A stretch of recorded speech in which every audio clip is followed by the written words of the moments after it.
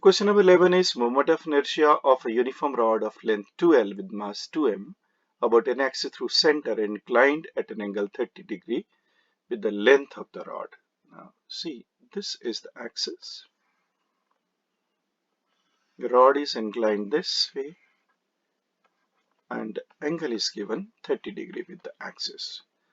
Now as it is rotating through center of mass, then its moment of inertia would be equal to the mass,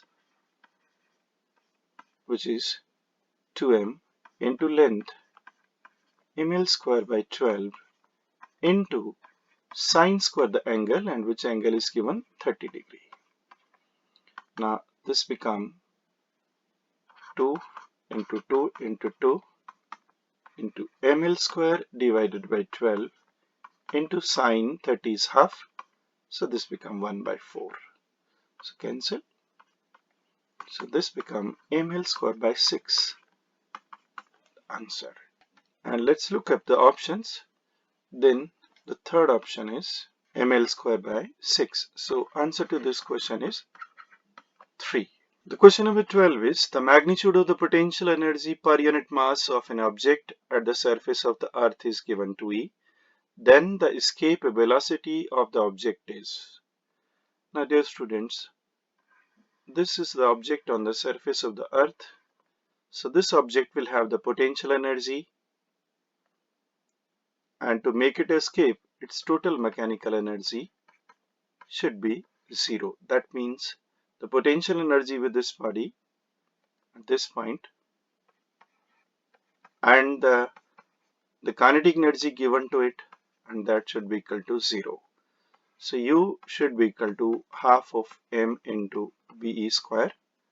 So 2U divided by m is equal to VE square, and it is given that U by m is equal to 2E. U by m is equal to 2E. So this is equal to VE square. So therefore VE is equal to 4E root, and which is equal to 2 root of E. And see, the option 4 is this one. So answer is 4 to this question. The question number 13 is in a streamline flow, the speed of the particle always remains same. The velocity of the particle always remains same. The kinetic energy of all the particles of the same mass arriving at a given point are the same. The momentum of the particles of the same mass arriving at the given points are the same.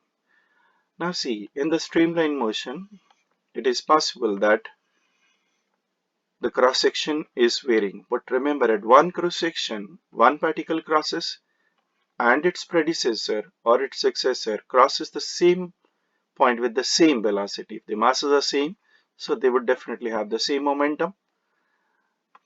And also when the momentum is same, so kinetic energy will also be same at the given point. It's the square of this one. Therefore, the kinetic energy of the particle the same arriving is also true statement, and the momentum is same. And look at the option 1, 2, 3, 4. Then C and D is correct option is in 3. So answer to this question is 3. The question number 14 is the displacement time graph of a particle executing a HM is as shown in the figure. The corresponding the force time graph of this particle. Now see, dear student, this is given the graph, and see, this is the when t is 0, it is maximum, so it is a cos graph. So x is equal to a cos of omega t becomes its equation. Now you want to find the force time graph, then force relation to the x is minus k into x, simple harmonic motion. F is certain constant, k into a, and cos of omega t. So this become F is equal to minus Ka, a constant, and cos of omega t.